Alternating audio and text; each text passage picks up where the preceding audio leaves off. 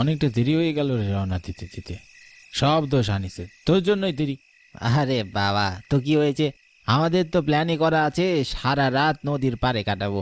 একটু দেরি হলে কি বা হবে? চল চল, তাড়াতাড়ি পা চালা, আর কথা বাড়াস না। তোরা এত বক বক না করে পা চালা তাড়াতাড়ি। রোহিত, আনিস, গোপাল, রঘু আর মোহিত যাচ্ছে গ্রামের ওই শেষ মাথার নদীর পাড়ে।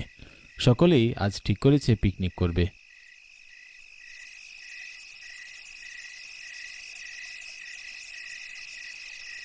বছরের শেষের দিকে তারা প্রায় প্রতি বছরই এমন আয়োজন করে, তবে এইবারে তারা কিছুটা ব্যতিক্রম করার জন্য নদীর পাড়ে আয়োজন করেছে। নদীর টাটকা সতেজ মাছ ধরে তারপর তা দিয়েই আজকের পিকনিকটা জমজমাট করবে। তাই তো গোপাল বুদ্ধি করে বাসা থেকে মাছ ধরার জালটি নিয়ে এসেছে। এইদিকে বেশ দেরি হয়ে গেছে, অনেকটা রাতও হয়ে গেছে, তবে এই নিয়ে তাদের কোনো সমস্যা নেই। তাদের সকলের প্ল্যান পুরো রাতভর আনন্দ হইচই করবে। এদিকে দেখতে দেখতে সকলে নদীর পাড়ে পৌঁছে গিয়েছে। নদীর পাড়ে আসতেই নদীর পাড় ঘেঁষে ঠান্ডা শীতল হাওয়া বয়ে গেল, সাথে সাথে যেন সকলের মনটাও ভরে গেল। চারপাশ শান্ত নিস্তব্ধ, শরীর মাঝ বরাবর চাঁদের আলোর কিরণ, আর নদীর পাড় ঘেঁষে বয়ে যাওয়া শীতল হাওয়ায় যেন সকলের এক নতুন প্রকৃতির রূপ দেখতে পেল, যা সাধারণত সকলের চোখে ধরা পড়ে না। চল চল, নৌকাতে উঠে সকলে রওনা দিই। হ্যাঁ, তাই বরং চল, যত তাড়াতাড়ি সম্ভব চল। না জানি মাছ ধরতে কতক্ষণ লাগবে। হ্যাঁ, তাড়াতাড়ি যাওয়াই ভালো। তারা নিজেদের মধ্যে কথাবার্তা বলে নৌকাতে ওঠার সিদ্ধান্ত নিল।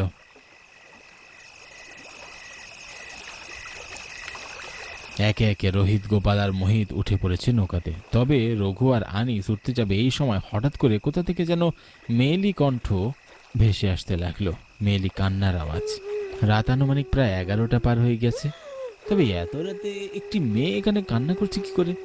এ যেন কোনো সাধারণ বিষয় নয়। গিয়ে রে রঘু, কান্নার আওয়াজ শুনতে পাচ্ছিস? হ্যাঁ, আমি তো স্পষ্ট ফুপিয়ে ফুপিয়ে কান্নার আওয়াজ পাচ্ছি, তবে এত রাতে একটি মেয়ে কোথা থেকে আসতে পারে? হয়তো কোনো বিপদে পড়েছে, তাই তো এমন ভাবে কাঁদছে। যা তো, তোরা দুজন গিয়ে দেখে আয় কে ভাবে কাঁদছে, আর আমরা এদিকে নদীতে মাছ ধরতে যাই, নয়তো আমাদেরও দেরি হয়ে যাবে। আনিস, তুই তুই যা ওদের সাথে নৌকাতে, আমি বরং এদিকে যাই। না না, একা যাস না, দুইজনেই যা বরং। হ্যাঁ, তাই ভালো, নয়তো একা যাওয়া ঠিক হবে না এত রাতে। ঠিক আছে, চল। এত রাতে হঠাৎ একটা মেয়ের কান্নার আওয়াজ শুনে মোটেও তারা সেটা উপেক্ষা করতে পারল না, তাই রঘু, আনিস যাচ্ছে মেয়েটির খোঁজে।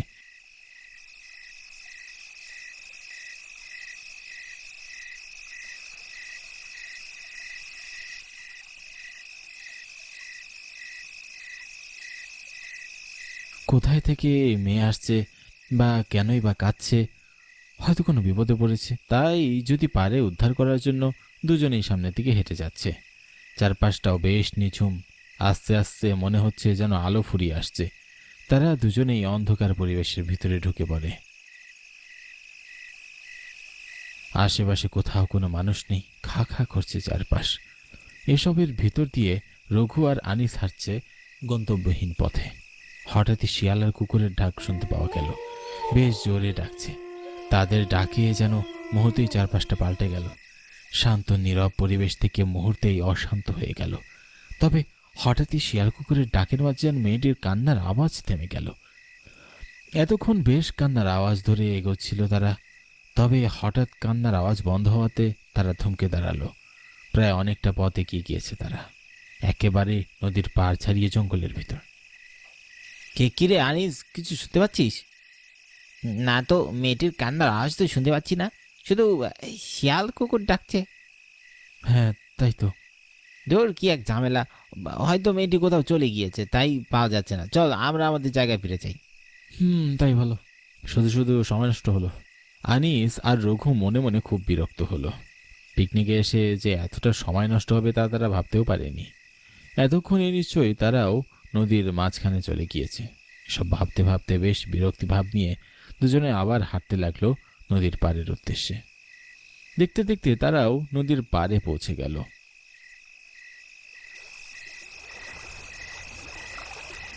তবে এসে দেখে গোপাল আর সঙ্গীরা পাড়ে দাঁড়িয়ে আছে। এটি দেখে দুজনেই বেশ অবাক হয়। এত তাড়াতাড়ি মাছ ধরা শেষ মনে হতেই যেন তাদের খিদেটা বেড়ে গেল। ঠিক এমন সময় গোপাল বলে উঠল, কিরে, তোদের এত সময় লাগলো যে? আর মেয়েটিকে কেনই বা কাঁদছিল? তোর কোনো মেয়ে নেই, কেন কাঁদছে আমরা কি করে জানবো? কোনো মেয়েকেই তো আমরা দেখতে পেলাম না। হঠাৎই মাছ পথে কান্না থেমে গেল, চারপাশটা খুঁজে দেখলাম, কাউকে পেলাম না, তাই চলে এসেছি।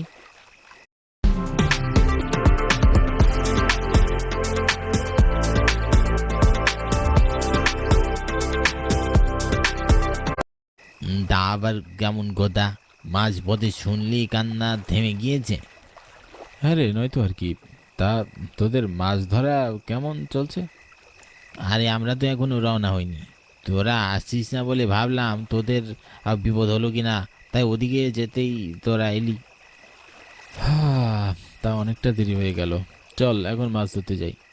হ্যাঁ চল। তারা মাছ ধরার প্রস্তুতি নিয়ে নৌকাতে উঠতে যাবে। ঠিক সেই সময় নৌকা নেই, নৌকা উধাও। পুরো নদী জুড়ে একটি মাত্র নৌকা ছিল, কিন্তু চোখের আড়াল হতে উধাও হয়ে গেল।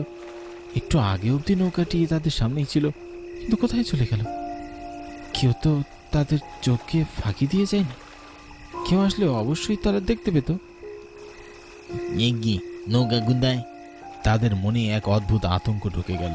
সকলের মুখের দিকে তাকালে স্পষ্ট দেখা যাচ্ছে তারা ভীষণ আতঙ্কে রয়েছে। তাদের সকলের চোখ জোড়া যেন বড় বড় হয়ে গেছে। এমন অলৌকিক ঘটনা চোখের সামনে তারা যে দেখতে পাবে তাদের বিশ্বাসই হচ্ছে না। তবে জলজ্যান্ত নৌকা হুট করে উধাও হলো কি করে? এসব ভাবতে ভাবতেই হঠাৎ একজন লোক তাদের সামনে চলে আসলো।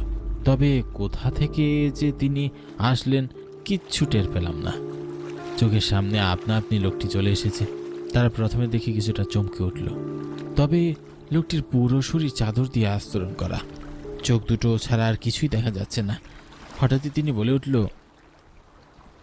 তোমরা চলে যাও এখান থেকে, তার আসার সময় হয়ে গেছে। বাঁচতে চাইলে চলে যাও। মানে কি বলছেন এসব? কে কে মারবে আমাদের? সে এসেছে, এসেছে, তোমরা পালিয়ে যা, পালিয়ে যা। একথা বলেই লোকটি আর দাঁড়ালো না। চোখের পলকে এমন বয়স্ক লোক এভাবে উধাও হয়ে যেতে দেখলো। এত বয়সে এত জোরে হাঁটতে দেখে সকলেই থমকে গেল। কিন্তু লোকটির কথায় যেন বেশ রহস্য ছিল। তিনিও বেশ ভয় আর আতঙ্কে এসব বলছিলেন। কিন্তু কেন এসব বলে গেলেন? আর কেই বা আসবে? এসব প্রশ্নের উত্তর খুঁজতে যেন তাদের মাথা ঘোরাচ্ছিল। সব কেমন যেন উলট পালট হতে লাগলো। ঠিক এমন সময় তাদের চোখে পড়ল সেই নৌকাটি ভেসে আসছে। তৎক্ষণাৎ তাদের চোখ দুটোকে তারা বিশ্বাস করতে পারল না। ভয়ে যেন সকলেই থরথর করে কাঁপতে লাগলো। নৌকাতে কোনো মাঝি নেই, আপনা আপনি নৌকাটি ভেসে আসছিল তাদের দিকে। এসব দেখে তাদের হাত পা অনবরত কাঁপতে লাগলো। কি করবে আর কেউ বুঝে উঠতে পারছিল না। চোখের আড়ালেই যেন নৌকার গতি বাড়তে লাগলো। তবে এইবারে যেন নৌকা মাঝিহীন নয়, আস্ত একটা যুবতী মেয়ে সাদা শাড়ি পরে নৌকা চালাচ্ছে। তবে এতক্ষণ নৌকায় ছিল না কেউ। হঠাৎ হঠাৎ করে মেয়েটি কোথা থেকে হাজির হলো। তাদের মনে হলো তারা যেন চোখে ভুল দেখতে লাগলো। কিচ্ছুটি আর বিশ্বাস করতে পারল না। ভয় তাদের বুকের ভিতরটা ধুকধুক করতে লাগলো। ঠিক সে সময় মেয়েটি তাদের সামনে এসে দাঁড়ালো। মেয়েটি সাদা শাড়ি পরা, স্পষ্ট রক্তের দাগ, চোখ দুটো লাল টকটকে, যেন আস্ত গিলে খাবে সকলকে। ঠিক এমন সময় মেয়েটি বলে উঠল, আজ তোদের দিন শেষ, আমার হাতেই তোদের মৃত্যু লেখা আছে। আর তার এই অট্ট হাসির শব্দ যেন পুরো পরিবেশকে ঝাঁকিয়ে তুলল। সকলে যেন ভয় আর এক মুহূর্ত দাঁড়িয়ে থাকতে পারল না। কোনো কথা ছাড়া সকলে একসঙ্গে প্রাণপণে দৌড়াতে লাগলো। তাদের পিছনে পিছনে সেই মেয়েটিও হাওয়ায় উঠতে লাগলো। তাদের গতি থেকে মেয়েটির গতি ক্রমাগত বেড়েই চলেছে।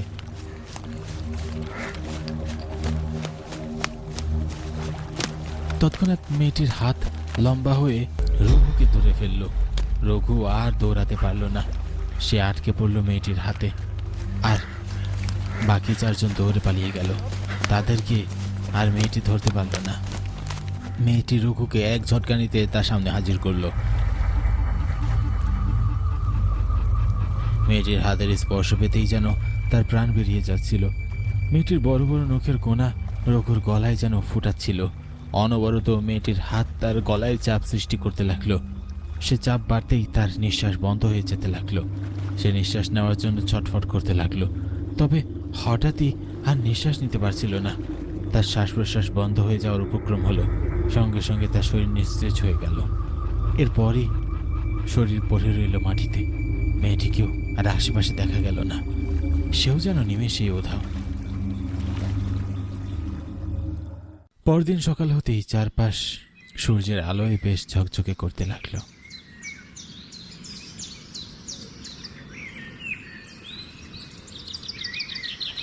কিন্তু এমন সকাল আর রঘুর দেখার ভাগ্যে রইল না। নদীর পানিতে তার খণ্ড খণ্ড দেহ ভাসতে থাকল।